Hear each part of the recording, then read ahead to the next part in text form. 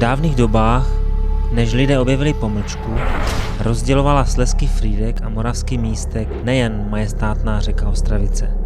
Obyvatelé obou měst mezi sebou po staletí soupeřili a vzájemná rivalita sváděla bitvy o to, kdo je výš a kdo je níž, kdo je dál a kdo je blíž. Tehdy létaly kameny vzduchem z jednoho břehu na druhý a jediným spojením obou znesvářených stran byl tajemný převozník.